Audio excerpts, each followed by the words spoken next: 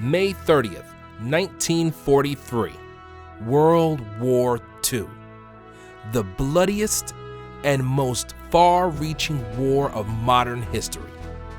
And there's still fighting to do.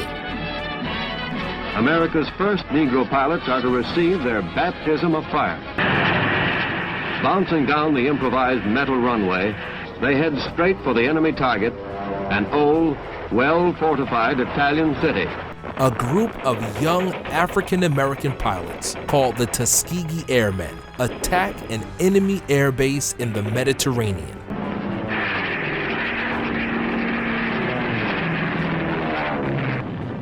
With this, they fly into history.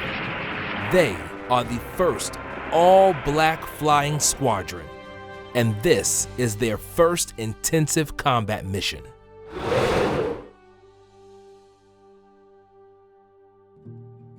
The Tuskegee pilots got their name from where they trained, in Tuskegee, Alabama. African-American Captain Benjamin O. Davis, Jr. trained many of them at the local university. They were all African-American men, eager to learn how to fly planes and fight for their country. African Americans had long served in the United States military. From the War of 1812 through the Civil War to World War I, they fought on the battlefields. And just like those previous conflicts, the pilots from Tuskegee faced immeasurable discrimination.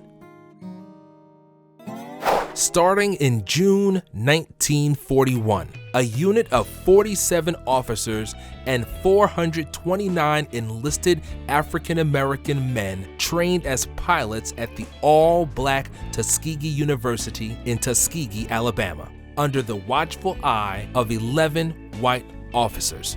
A year later, the number of trainees grew so much they were moved to the Tuskegee Army Airfield, usually reserved for white pilots only. The African Americans were not allowed to become officers, barred from many areas on the base, and subjected to racial slurs by their instructors and also the media.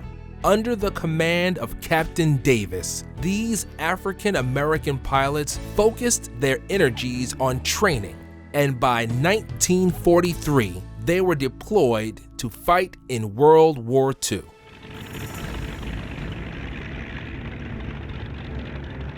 In their first combat mission, called Operation Corkscrew, they attacked the Mediterranean island of Pantelleria for 3 weeks, dropped 6,400 tons of bombs, and cleared the surrounding area for the successful Allied invasion of Sicily a month later. Over the next 2 years, the Tuskegee Airmen flew more than 1,500 combat missions. They became the only escort fighters in World War II to never lose a bomber under their protection, and they were decorated with several awards, including 3 Distinguished Unit Citations. Their bravery and success during World War II paved the way for further involvement of African Americans and other minorities in the military.